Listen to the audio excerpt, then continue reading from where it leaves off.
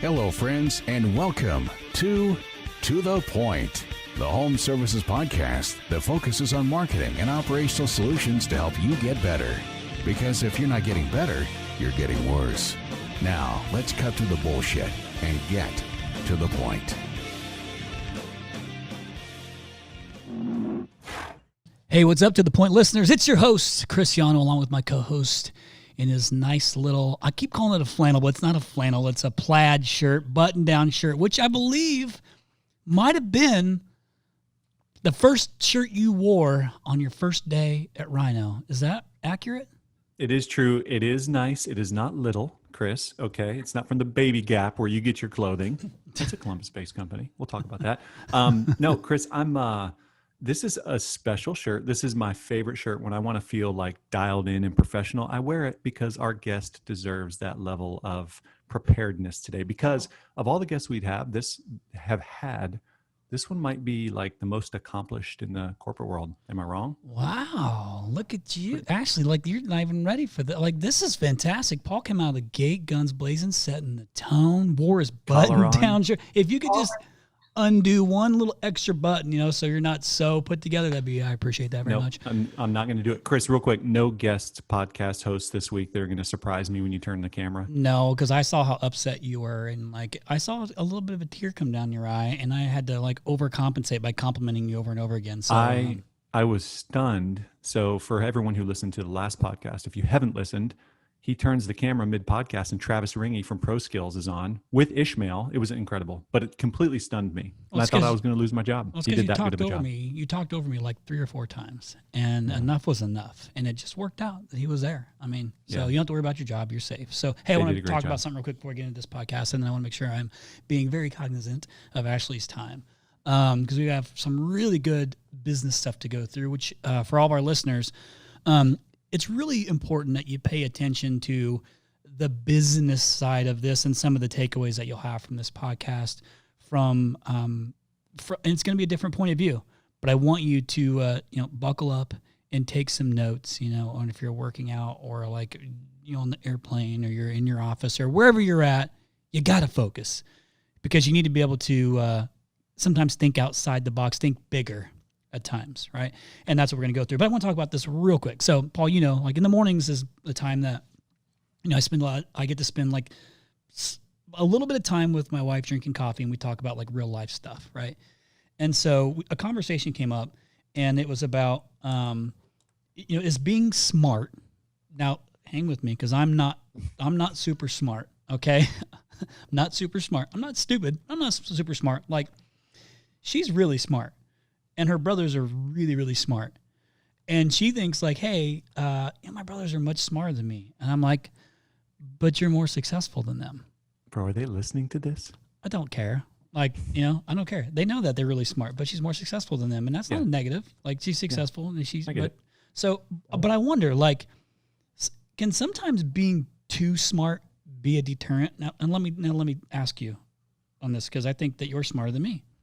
Are you talking to me? I'm talking to you, Paul. I haven't even introduced Ashlee. I'm talking to you. Okay. So can you say that again, that smarter part? Yeah. Sometimes I think you're a smart ass. More than me. No, I'm kidding. That's me. So listen, but here's why I bring that up. And this is, I think, what made, for those that don't know, I'm also, for anybody who's new listening, I'm also the CEO of a company called RYNO Strategic Solutions, which is a digital marketing company for the trades since 2008. So that's been my life. But businesses don't work when you just have visionaries. Right, you also have to have the organization, the finance. There's all these other pieces that actually I would say arguably are more important because you could actually have somebody who can execute and do it well. And sometimes you can be organized. All these things that go into making a business extremely successful. Visionary, I feel like, is the easy part. And doing it is the easy part. Putting it out there is the easy part. But you got to have really smart people and really intelligent people like this to help guide you down the path to getting things actually accomplished. But here's where I'm going with that. Do you think it's fair that sometimes if you're too smart, you might end up with analysis paralysis because you're trying to overanalyze situations or overanalyze, adding this new product or service or overanalyzing this marketing thing or overanalyzing adding this team member that you are now slow, which is the opposite of what Gary Vaynerchuk said on our previous podcast about speed being a necessity, going fast. But don't you think sometimes that could be a deterrent if you have somebody that's too smart who is analysis paralysis for our type of industry where we're talking speed, what's your thoughts on that? Like, I feel like you are like the in-between, because we talked about this, and we'll get into it with a question with Ashlee, but you tell me. Like, this was a conversation we had this morning for like 45 minutes on, is this a deterrent or not a deterrent?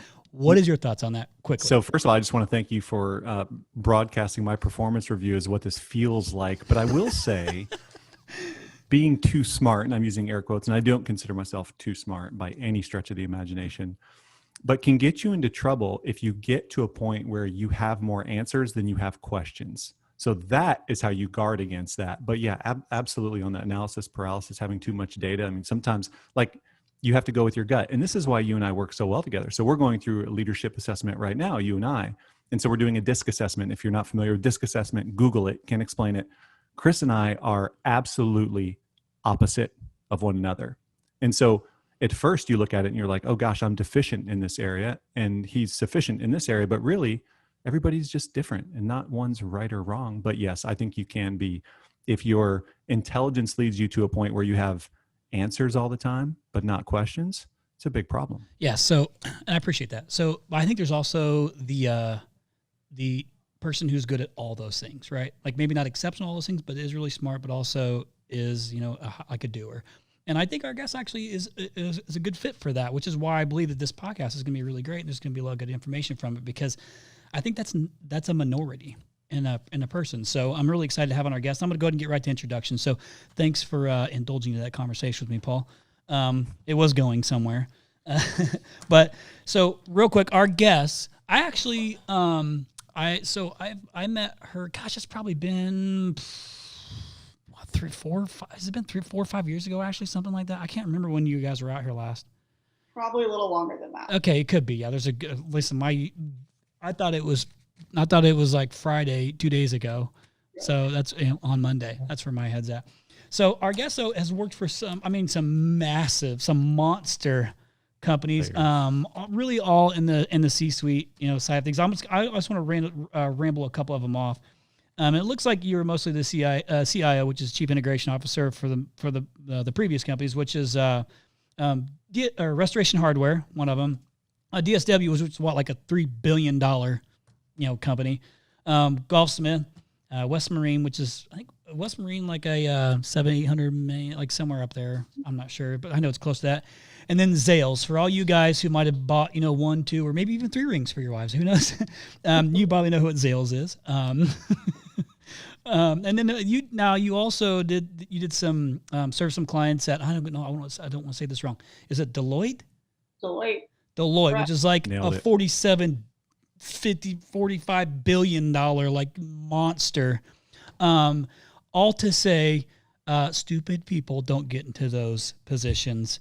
You can't get that lucky. You got to be really smart, but methodical too. And that's what I believe we're going to pull from this. So now our guest is now the CEO and managing partner of Reach Partners, which she'll tell us a little bit more about. Also the CEO and founder of reachXOD, which means Executives on Demand. And we're going to tap into that. Welcome, Ashlee Aldridge.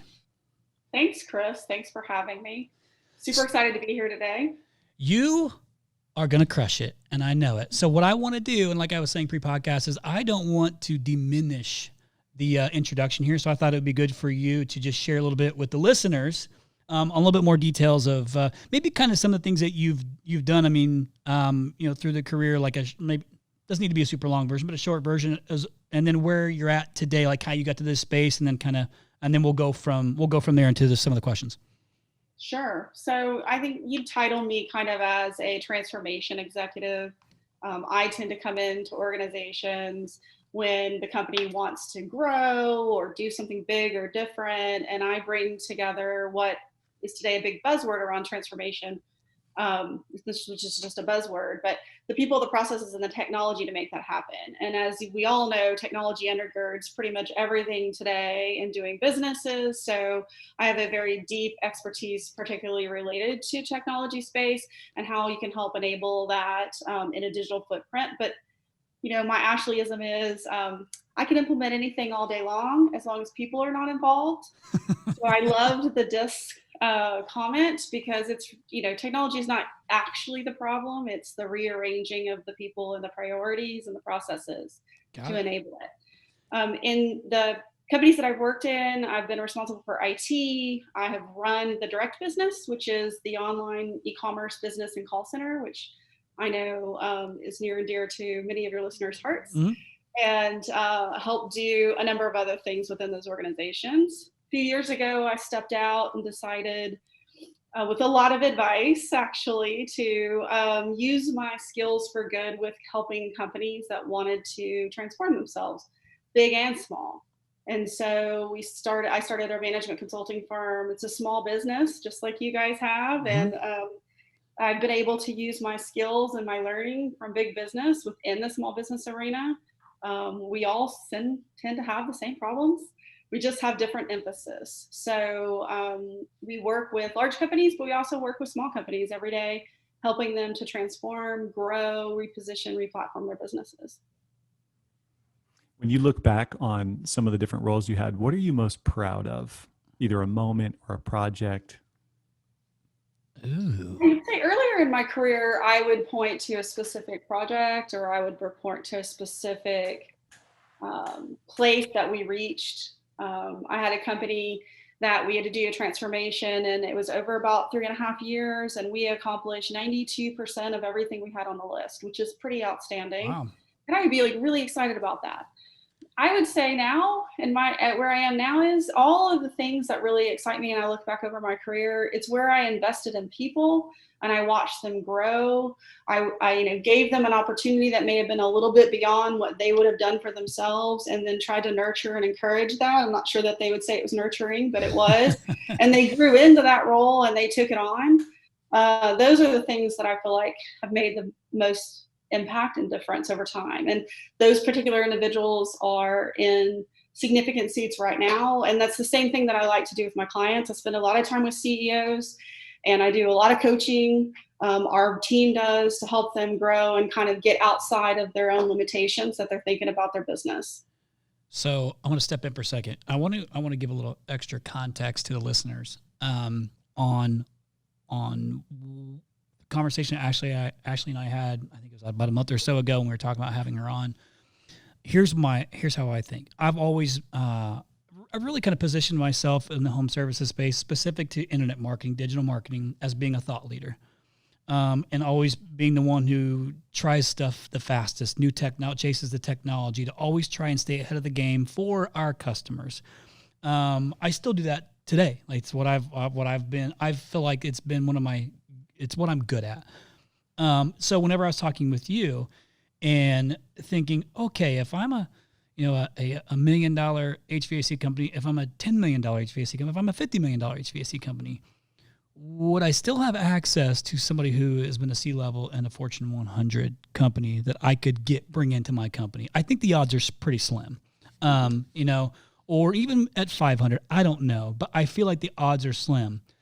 But in my brain, I'm like, what if, though, you could bring in that brain or multiple C-level brains onto your leadership team, even if you're a $2 million company, and you can start to build out a plan from that. Not just a plan, but an actual a plan that you could actually execute with steps along the way. And somebody look at your financials, and somebody look at your technology, and then I started thinking, my goodness, leadership is key in growth and scaling a company. And what you've kind of positioned yourself as is, even though you talk about like this transformation, I mean, that's really what an integration officer is too, is you're taking some of those transformations and then integrating them into companies and making them very successful. But you also got to have that thought leadership to know how to continue to put yourself ahead of competition, things like that.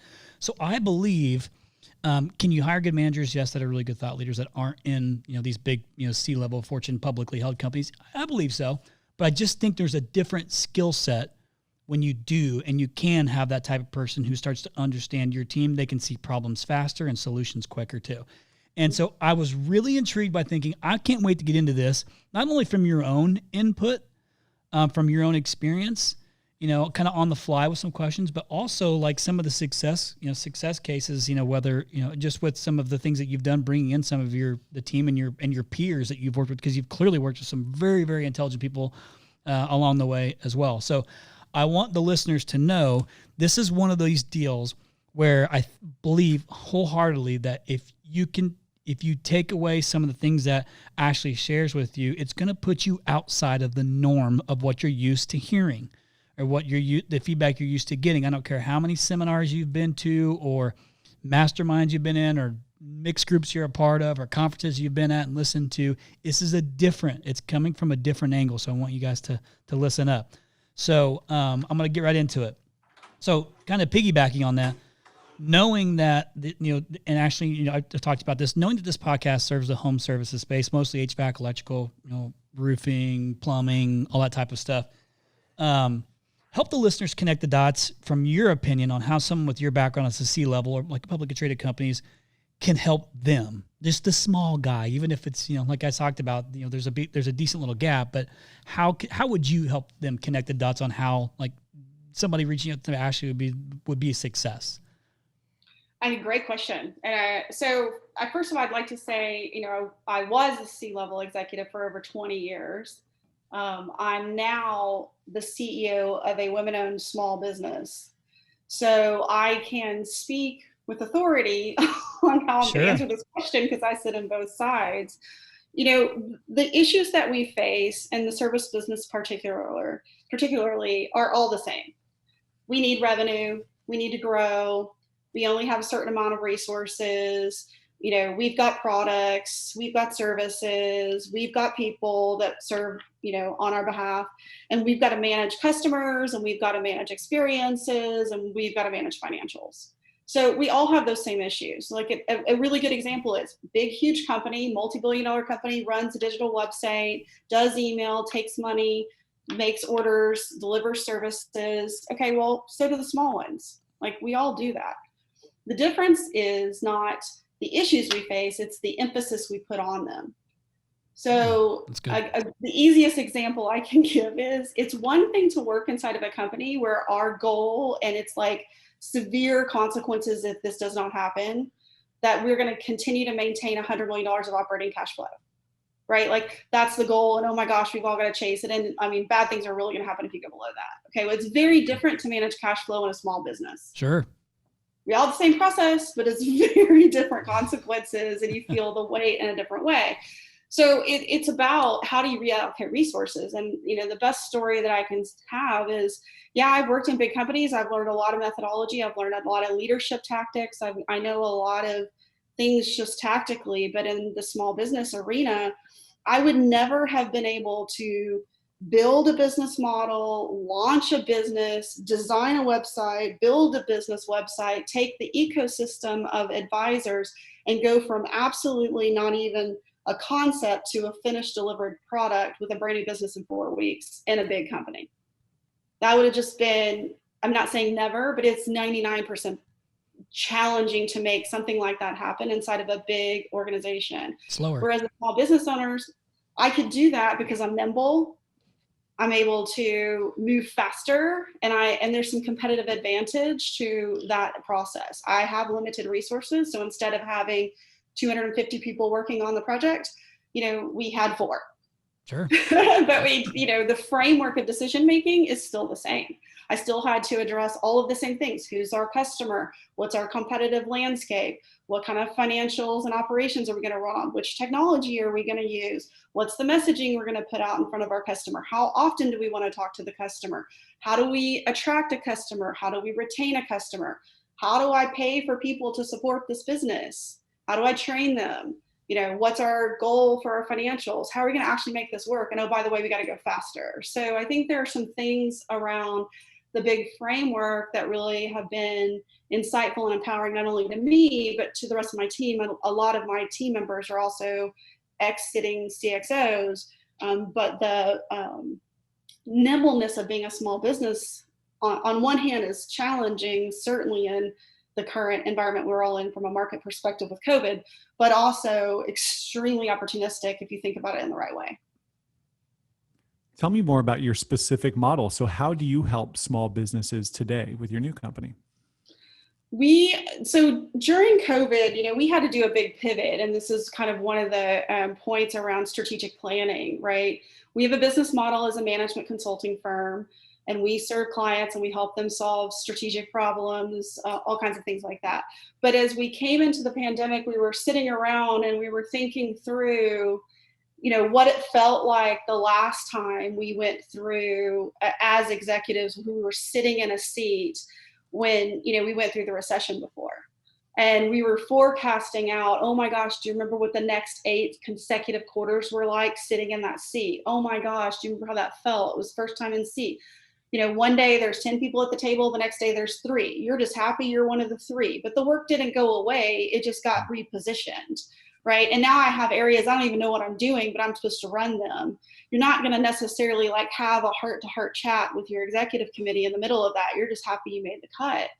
So as we talk through that challenge, I had the idea, I'm like, we're out every day helping companies be disruptive and create a new market or test a new plan or put in new technology. Why can't we disrupt the advisory market? Like, why can't we get access to some in the seat executives and board members through our network that we all know, but connect that talent and advice to humans and businesses that need it and really desperately need it right now as we face this, because 80% of executives sitting in the seat anywhere at any company, small business included, often feel alone and they feel isolated and it's lonely at the top. That's not just a saying, it's a real thing.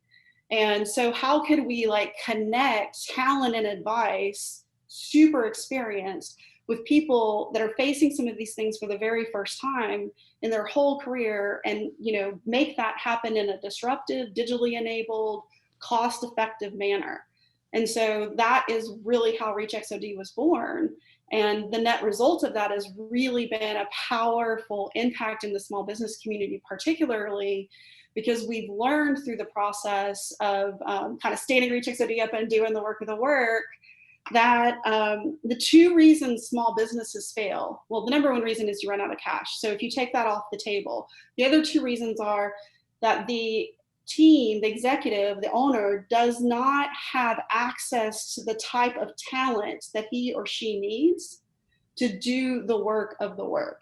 And the second reason is, this is why small businesses fail, this is all documented outside of the cash issue, is that they don't have a business plan. And that was just shocking to us, as we've learned this. So these are all things that can be infused into a small business in a fairly painless way by connecting people who are doing the work of the work with people who need some advice, but they can't afford to go out and hire a Deloitte. They're not going to go, afford to go bring in somebody for $500,000. They need advice on demand. And so we now provide that to them. I love it. Hence the executives on demand. So you brought up business plan. I want to talk about that. And actually a couple quick things. You said, not enough talent. I swear we just had this conversation, Paul, because one of the things that, I'm going to reference this again, and this isn't, I in the beginning, for those who don't know me that well, I had no idea. I don't have any business skill whatsoever when I started the company. None. Thankfully my wife did, but I had none. So I learned the business by being in the business. But as I've grown, I've learned a ton, and I love that part of it. The process is the most rewarding thing for me. But one of the things I learned before we created a partnership with Gary Vee was, and I shared this with him, and Paul, this, is that we shared this video that I watched of his that was talking about talent. And I believe so strongly in it today that it's not about how many people can you throw at a problem. It's, can you, let's find the most talented person and put that person to fix multiple problems or to focus on a problem, but somebody who's adequately skilled to actually handle that problem. That's a good leader, but it's not a throw a bunch of people at a problem. It's find the right talent. It's a talent game. And so you can't always acquire the best talent, which is why I believe in this whole reachXOD model is fantastic to get executives on demand, because you've already got that guaranteed talent that can come in and help you problem solve and move forward. So you mentioned a business plan. So I want to go down that path for a second. You guys cool with that? Yep. Okay. So we actually had a podcast previously. I don't remember which one it was, but a gal named Ellen Rohr that owns a franchise, very successful throughout the home services space. She runs a company called Zoom Drains, a franchise called Zoom Drains, multiple franchises actually. And we talked about this and kind of her thought process on business plans. So I'm always curious about it because I never really had a business plan coming into this, and I think that a lot of the listeners can relate. So you've been, I think that part of this is what your business plan is at maybe the level you've been at, Ashlee, is grander, possibly. There's more details to it, but is there some like principal things that if you're a small business that you should say, well, yeah, regardless, like these are the things that you have to do, but you do agree, like you have got to have a business plan of some sort before you move forward, right? You can't just be like, Wild Wild West and go and just sell and just hope that you get it figured out in the back end, right? Like you agree, you have got to have a business plan of some sorts, right? I believe that you absolutely, if you want to be more than you in a briefcase running around, you need a business plan. And I think, right now, if COVID hasn't taught anybody anything, you absolutely better be forecasting your cash out, and you need to start with that. So like, what's your forecast for your cash? That's not necessarily a business plan, it's a forecast. But I've come to find that there are people who really are not doing that. And I mean, they're not even just doing like a basic fundamental financial, discipline. I think business plans are super important because if you don't know where you're going, you're never going to get there. And as an owner and a CEO and a leader, you're supposed to be the visionary for your company. That is, in fact, your job. That is like the mantle of you should have a vision. And then you need to communicate it to those that are working with you to inspire them and ask them and invite them to participate on the journey, Sure. Which means you need to actually have a plan to get to that castle on the hill. So what is your castle on the hill? And then what's your plan to get there? And so it doesn't have to be over architected, but you need to have a plan. Yeah, and you should be sharing that with everyone often, right? Just to kind of keep it going, Correct. like that vision. I mean, if you're an inspirational leader, you want to understand the vision and you want to inspire people to go after the vision. And you want to be able to communicate how you're going to get there. But more importantly, you want them to be able to communicate the vision back to you and also participate in telling you how they're going to get there. So everybody's aligned. You're all rowing in the same direction. You're playing like a team. You're moving the ball down the field. All the analogies that are super important. But that's the essence of what a business plan is about. And so like something like COVID comes up. What's your thoughts on changing that plan mid-plan? I think a strategic plan, which needs to be over multiple years. So you can decide what your horizon is, but you should have your strategic plan. It should be a BHAG plan. You should have a big goal. And one of the things I think that's super important about creating that is get yourself an advisor, somebody that is not in your shop, somebody that is going to challenge you, somebody that's going to hold you accountable, putting this plan together, because they're going to help you think bigger. They're going to challenge your, well, this is the way we've always done it, or we couldn't do that. Well, why couldn't you do that? And so you get this plan, and then, the way that we use it, I use this in my small business. Every quarter, after we finish the quarter results, I go back and look at what did we say we were going to do this year strategically, not just my revenue and my profit and my turnover and my customer acquisition. Those are my operating metrics. But what are my strategic things that I said I'm going to move the needle? And these are super important. Am I on track for that, or am I not on track for that? And I'm honest about that, and I share that with my entire team. And I do a red and green, like we did it or we didn't do it. Like it's really simple, but we're on track or we're not. And so then COVID happens, and the end of my second quarter quarterly business review with my firm was not the prettiest picture. Like strategically, we had like a lot of red, but we still had some green strategically, which was shocking and exciting. And but we still have green. So you know what? We're going to replan the back half of the year, and we'll have to adjust what year 2 of the 3-year strategy was, or year 4 of the 5-year strategy.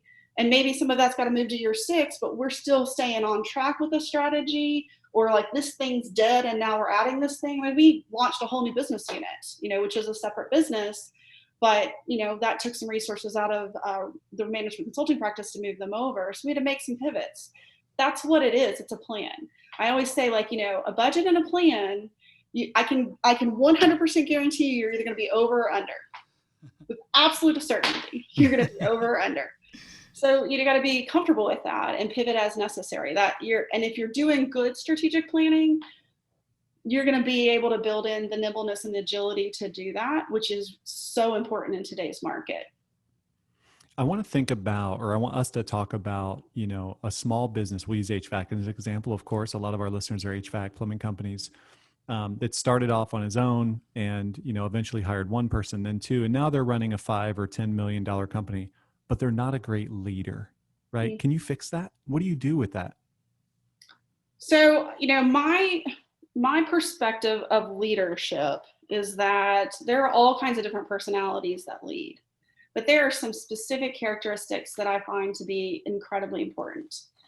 As the leader, really good leaders need to have a high emotional IQ. They need to have a high level of self-awareness. They need to be able to, especially in today's economy with the talent in the market, you got to be able to collaborate with your people. So I have seen leaders who maybe are not the best collaborators. They do not inspire well. They're not vivid visionaries. They're kind of executors.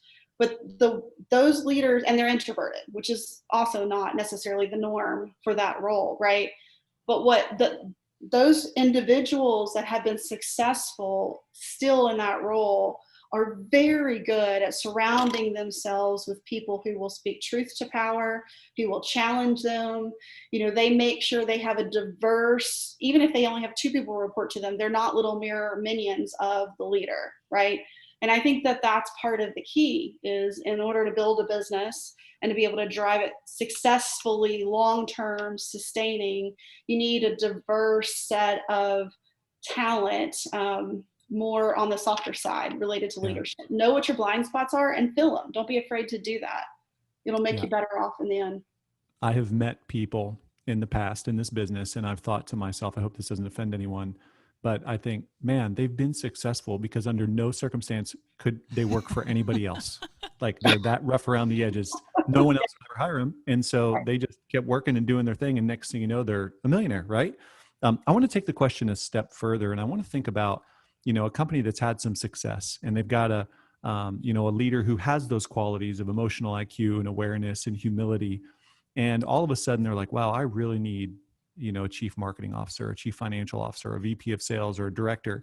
And then they go out and they realize, oh my gosh, this entire team I've built, I'm now going to have to hire someone who's making 2 to 3 times what this person's making, right? Way out of market. Is that one of the problems that you help solve?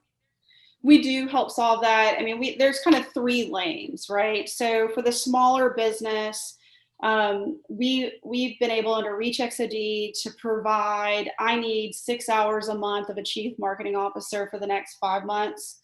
And then really, I actually need 3 months where I just need like 4 hours a week with the CFO to help us get through our annual planning. And these are obviously bigger than $1 to $5 million entities. They're probably past the $6 million number. And they just need that kind of almost just in time. And that's really all that they want to afford. But they also want to be able to change it as they go through their year based on what it is they're trying to cover. Like we've had a big influx of inquiry around our chief operating officers because of the pivot with COVID, and services are similar, right? You're out in the ecosystem working with consumers every day. There's a lot going on there that you need to figure out at an operating level. So we've had a lot of inquiry around the COO role. Can I get a few hours of somebody on a regular basis? That's one model. As companies also get bigger or more complicated as you are on your growth path with small business, now you say, hey, instead of it just being advice, I really want a fractional person. Like I need somebody as of my go forward CFO or CIO or chief marketing officer, chief digital officer, 2 days a week, every single week. And so we have the ability to also supply fractional. And then as they get even bigger, maybe they have those people and they have some bigger transformation efforts in the management consulting practice, we can actually help them on the management consulting side. So we have the ability to touch across the spectrum, but for the small businesses, it's pretty much that advisor and fractional kind of work that where we're really helping. And a lot in the advisor, just given the economics. That's right. I would imagine, sorry, Chris, I know you were up to the mic, but I would imagine that if structured correctly, you could get as much or more out of a 2-day-a-week executive than a 5-day-a-week salaried position that's in office dealing with all the other distractions. And, I have to imagine that that's a model that's successful for people. I would say from our perspective that we have a high bar of qualifying talent. We don't just take anybody off the street. They have to have actually sat in the seat for at least 5 years. Most of our average tenure is 15 years in the seat, and they're almost all Fortune 100, Fortune 500 individuals. But they also have to have actually been a transformational leader, so that they've had to wrestle with high growth or, divestiture, all kinds of different challenges. And I think as a result of that, you're exactly right. You get quite a bit out of even just a few hours of the same person walking along and helping you on your journey as a CEO. You get talent that you can't actually afford in your shop. Like, I get it because I'm running a small business too. I outsource all my accounting because I'm not going to have a full-time chief accounting officer in my shop. It just doesn't make sense for me. So very few of our listeners have ever worked for a Fortune 500 or 100 company, right? Many have never been CEOs for those types of companies. So they don't know exactly what it's like, but they probably have a vision of what that type of role is. We all do. When you leave that world, what are some of the muscles that you gain as a CEO of a publicly traded company or, just a large Fortune 100 company that you take with you, like things that you can't unlearn that are super valuable as you get out in kind of your own practice like you're doing now? One of several things. That's a great question in my mind. So you really learn to see around the corner and way further, so many more moves than you would normally otherwise, because you have to, particularly if you're publicly held and you're in a strong publicly held company. That's a big one. 2, your ability to lead, guide, coach people. You get, in my opinion, at least the teams that I run with, you get really good at that because you have to. And I think you really marry, in some cases, right, it's all about the individual, but at least the ones that we're dealing with, you marry this strategy with the practicality of the day-to-day, right? Like every single day. And I personally come from like majorly retail and services background. So no matter how good we did yesterday in sales, today's a new day and we start with 0, which is red. So when do we get to the green? How do we drive our customer satisfaction and traffic? And you have to wear and carry the weight of that. So it's been very helpful for me personally moving into a small business owner role, because I had one of my own advisors is like, yeah, so you're going to need to get really comfortable with being worried about cash every day. I was like, what? I don't have to worry about cash. Like, I'm in year, 6. Like, it doesn't go away. It doesn't go away. And it's like, we worried about that at the big company, but in a very different way. So those muscles are very transferable, and I think actually can propel very quickly some light bulbs that can go off in terms of your thinking. Yeah, I think you're pressure tested so much in those roles that you don't realize it. And then you get out in the non-corporate world and you're like, wow, I have like a transferable skill set. But all that to say that, small businesses, by using a firm like yours, get access to that without having to, work or hire a former CEO of Exxon or whatever. Or give away your equity. So we've also found like a new niche, right? So we're still, in this model, we're still testing and learning. And there are small businesses out there who have brought on advisors to their board and they're giving away pieces of equity in order to get that advice. I'm like, oh no, we do not need that. Like, why are we doing that? So we have some real interest around, and this is kind of a sneak peek of a feature that'll be launching that we're working on, what we call a PAC, a personal advisory group, where you can go and select, like, I want a CFO, a CMO, and a chief digital officer, and they're going to be our advisory pack for the next, 2 quarters or 4 quarters. And we're not giving away equity as a part of that. That's actually, I think it's important. That's a great idea, because that's kind of what I was thinking is I would have to believe, usually if and these are things I've learned as I've gotten, I like to try and be, if I'm going into a group, I want to be the dumbest guy in the room so I can learn. typically if you're getting to that level of C-level, you've also kind of done something similar because you surround yourself with other smart people, your peers and things like that. Do you think it's fair that if somebody brings in let's just say they bring on one person who's their CMO, or like as an example, if they don't, do you think it's fair that they might ask one of their peers, like, hey, I'm thinking about this, I'm working with this company. Like they might ask them to say, hey, I'm thinking about doing this. How would that impact? The reason I ask that question is you might actually get more out of that person because of who they're connected with as well, because they're still trying to solve their problem for you. They care about you. You've hired them to help solve a problem. Do you think that's something that happens? I do. I think there's a real connectivity that happens in the conversation and the advice in terms of sharing, hey, I'm going through this too. I mean, one of the things about the reachXOD model is not a group of consultants. These are people sitting in a seat or in a board role. And the reason they're participating in the framework with us is because they actually really want to give back. It's not because they're actually like dying to make some money. They really want to make meaningful connections and help small business particularly succeed. And so they can share insights that they've learned in networking and all kinds of stuff based on that particular problem set. I know that that's been true for me personally. Yeah, our clients may not have like a frame of reference for what it's like to have a board. When would it make sense for your company to have a board? I would say, if you are very satisfied to just keep doing what you're doing and grow 2 to 3% a year, and you're not really looking to swing for the fences, then okay. But if you're really looking for ways to grow, then I go back number 1 to, do you have a business plan? Get your strategy and your plan done. It doesn't have to be fancy, but it needs to have some specific components.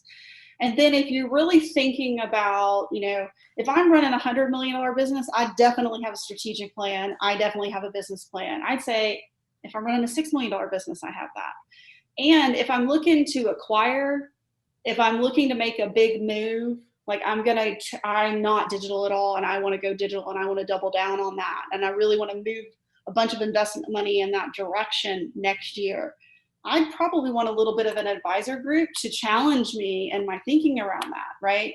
So where you're making bets with your money, do you have an advisor group that's able to provide outside influence and insight and challenge your thinking? Because maybe you only need to put half your money in, or maybe there are some options out there like digital marketing. Like, do you need a full team of digital marketers when there are actually digital marketing agencies that are going to get you way more reach and bang for your buck, and you're a small business? It doesn't really make a lot of sense. So, and we have those conversations all the time. I will say we have them all the time. So like, I really want a person, I really want them to work for me. And we're like, why? Like, do you realize that this is actually what they do for a living, and you're going to pay this much money and they are going to get you so much more? You need 5 people to do what they do.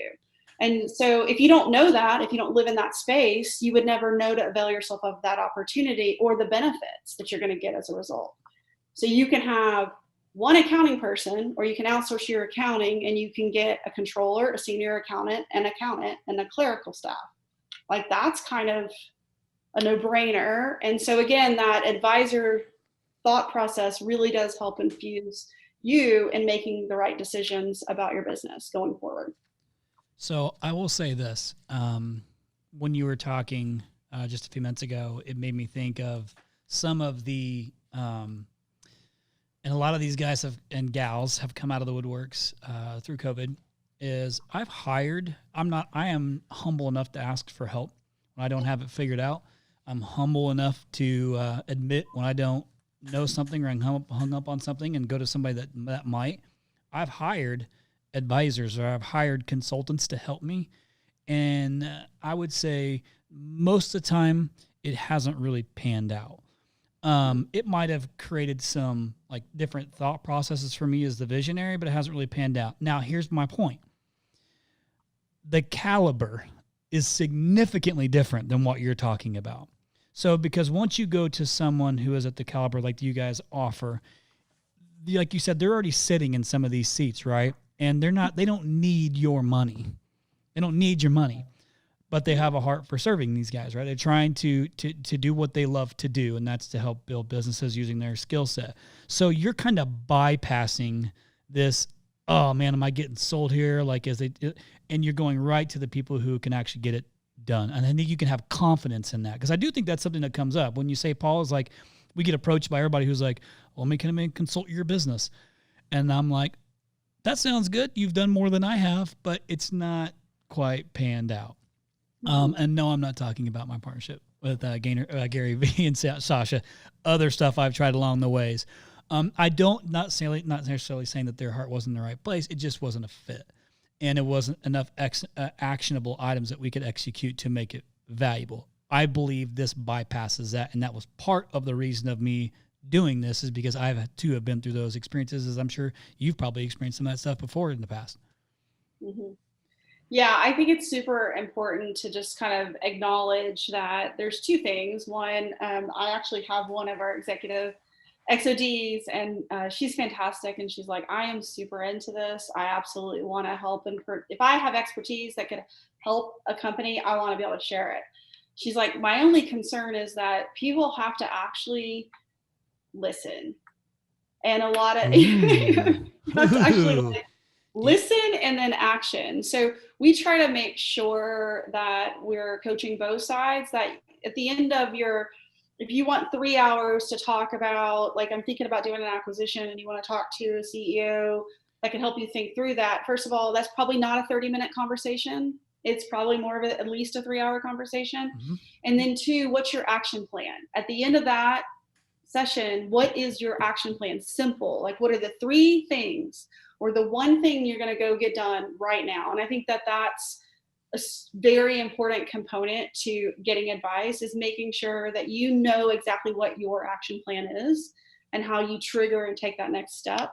And a lot of times I find, at least from a competitive set with us, companies are less interested in providing that really practical, like, go do this. And I think that's really important to being able to monetize and get your return on your investment related to advice and consulting. So whether that's with us or someone else, make sure that you get a very clear action plan on what to do, that you understand. So this may appear like it's coming from left field, but I've got to ask, because we don't always get people like you on our show. So you mentioned it's lonely at the top, and yeah. I've observed it. I mean, I see it with our dear friend Chris here sometimes. Tell me, nothing's harder than making tough decisions when you're kind of isolated, right? And you know it's your call. What are some of the like most difficult decisions you've had to make as a CEO or for your clients? And again, that's really, really left field. No, it's a great question. I know exactly what my answer is, because it is in fact what triggered the whole entire process of visioning reachXOD. When all this hit and we shut down hard, we just shut down. I was reflecting back to what it felt like to work for a company where my first day that I was employed, I was brought into this particular entity to turn them around in terms of their whole technology platform and launch this whole digital ecosystem. And it was all with this view of, we're growing. Okay, so understand that that's the framework at which I entered this company. It's this super big growth. Yeah, we're so excited. I walk in to the first executive meeting. The door is shut. We're sitting around. I'm looking at my peers for the very first time. And the CEO gets up and says, so here's the deal. We're not leaving until we take $50 million out of the business. And by that, I mean it comes out in the next 2 weeks or we will not make payroll. And I was like, damn. What? I was just so beyond upset about it. And there were a lot of other hooks into that. But the subsequent, and this was earlier on in my career, by the way. So this is not after I'd been seasoned and through the fire. And I'd certainly laid people off before, but it was all for performance reasons. This one was, I had to lay off 50 people in one day. And many of them had worked for the company for 20 years. Brutal. And it was heartbreaking for me. absolutely heartbreaking. And I refused to put everybody in a room and say, you're all leaving. I personally did back-to-back 15-minute meetings with every single person because I felt like that they deserved that. And it was so, I mean, trust me, it was harder for them than it was for me. So in no way am I eliciting any kind of level of empathy. But it was either we take these draconian actions and the company is going to live on and the other 7,000 people that work for it will have a job, or we don't take these actions and we're done in less than 2 months. And to just have to wear and carry the weight of that, and knowing that I personally affected 50 people's families and their lives, and oh my gosh, as an early executive, it was extremely dark nights for me for that. And it took a lot of mental and emotional exercise to learn that that's actually what the role is as a leader. It's both good, and it's also making these horrific decisions at times.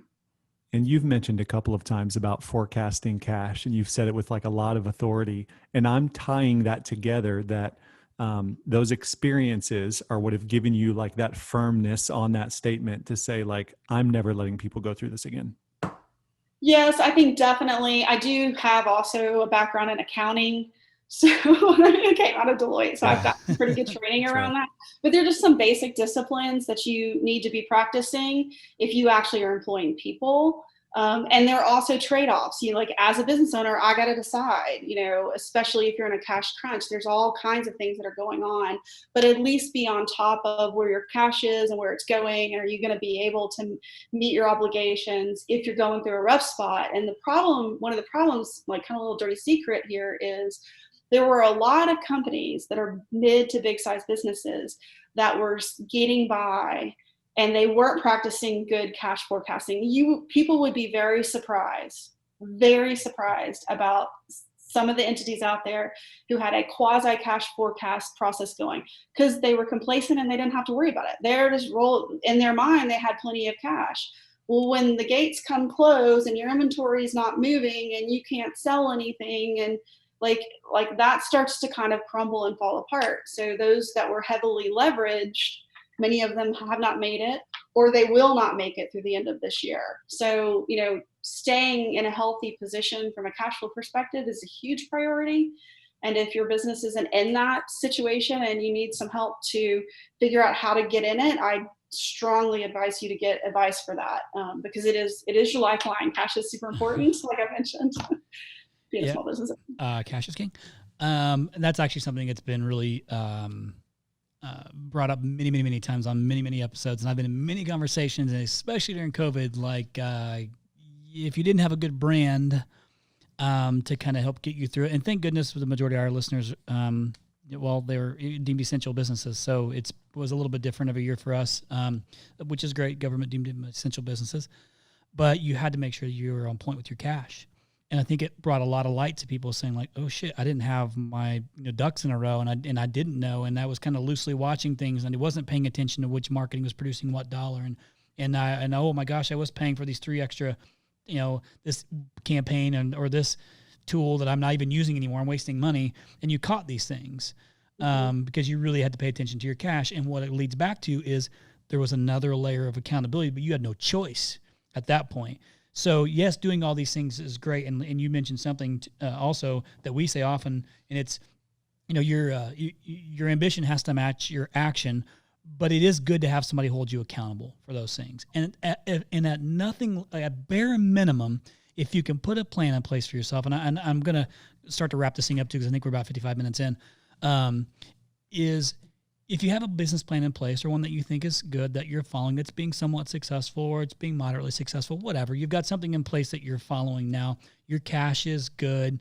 Like you feel like you've got good leadership. You're taking care of your customers. You're giving them a good customer experience. Like things are going good. Don't get complacent, because that's usually when things can start to go backwards, right? Like we say on the intro of the podcast, if you're not getting better, you're getting worse. I do believe you should continue to push yourself forward. Don't get complacent with being okay. Don't be complacent with, hey, we're great. You got to keep pushing forward, especially because competitors are coming for you. But you can use things like this in the simplest way of saying, I need somebody who's going to help push me into being a better visionary for this company, because here's where I'm at. I needed somebody to push me in marketing. It's not a digital marketing company or a traditional marketing company who's trying to, quote unquote, sell me on what they think is best for my company. So I would like somebody who's actually got some skill set there. So I encourage you listeners to utilize this type of a platform to push you ahead and give you new ideas, things that you might not have heard within your own industry, within your own peers, and then hold you accountable. And hold you accountable to move your business forward, because you know what? You deserve it. And your families deserve it, and your employees deserve it, and your employees' families deserve it, and so on and so forth. You stepped out and started a company, whether it's just you or you've got multiple employees. It's on you to give yourself and them opportunity to continue to grow at whatever means possible. You got to do a good job first. You got to take care of your company. Use sources just like this to help you do it if you don't have that skill set. Can I get an amen? Amen. Thank you. I was preaching there for a second. I was feeling it, because that's kind of where I was going. So listen, Ashlee, appreciate you so much on here. What I want you to do real quick as we're leaving too is just, can you let the listeners know the best way to connect with you and or your team?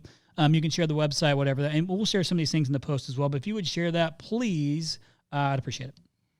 Yeah, so I would say definitely check out our website at www.reachXOD.com. Or you can call us at 844-243-6546. But I would also say, if you have an urgent need, if you've heard something today that you're like, oh my gosh, this is super urgent in my business, email me personally at Ashlee, ASHLEE .Aldridge, ALDRIDGE at reachXOD.com. And I will get back to you. Ashlee, somebody says, oh shit, I got a problem. I need help right now. I just listened to this. And they say, Ashlee, I need help. How long does it take for Ashlee or somebody from Ashlee's team to get back to them to help them?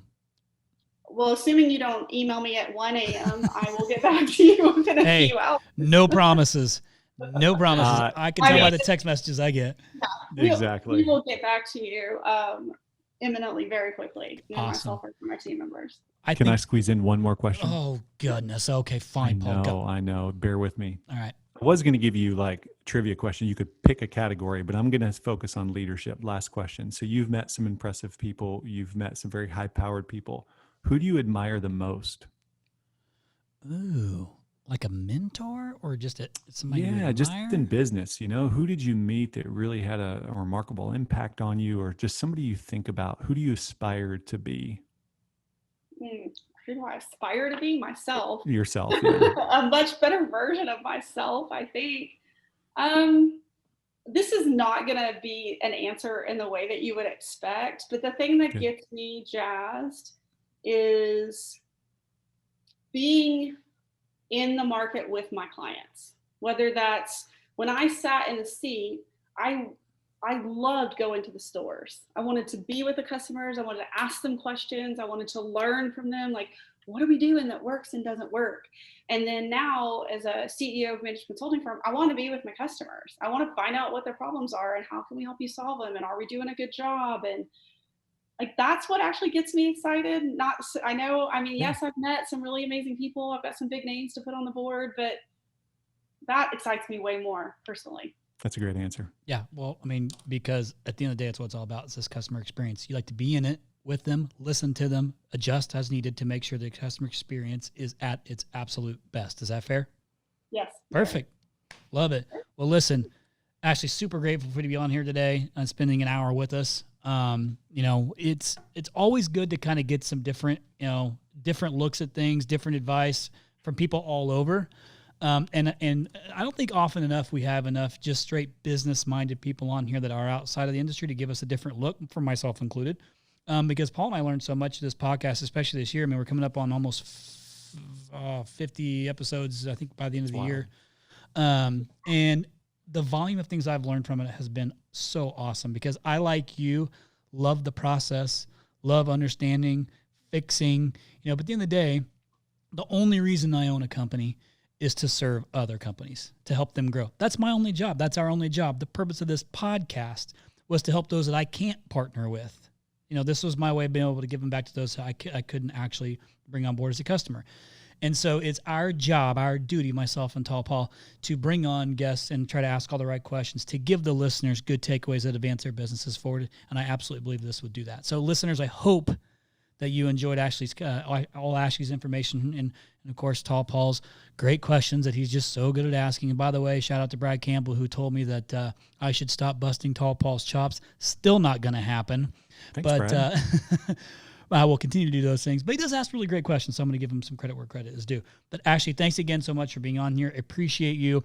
Listen, if you took anything away from this, it's that sometimes what you need to do isn't what you're thinking at all, right? And if you don't have the answer, find somebody who's been in a very successful C-suite level seat, who's got tons of knowledge, like Ashlee said, it's kind of vetted. They haven't just been handed some business and were successful there for like a year or two. Like they had to get through it. They went through some times. Like they what's it about the sailor? Like a calm sea, whatever the hell it is. A good sailor is something along the, do you know what I'm talking about? I do, but I want to hear Holy you. Shit, I butchered that one. Through it. Rough sea never made it. Shut up. You know what I'm talking about. Anyways, Google it. You'll find out. Listeners, we thank you so much. But we appreciate you guys. Keep leaving the reviews. Keep subscribing. We love seeing all the downloads going up and the streams going up and all the awesome comments and messages to me. And listen, Paul gets it. Okay, he knows he loves me busting his chops. So I'm tired of hearing it. Okay, until next time, we appreciate you guys so much. We'll see ya. Thank you for listening to the Point. We hope you enjoyed this episode. Please consider leaving us a review in the App Store. And don't forget to share with your friends. Till next time, kick some ass.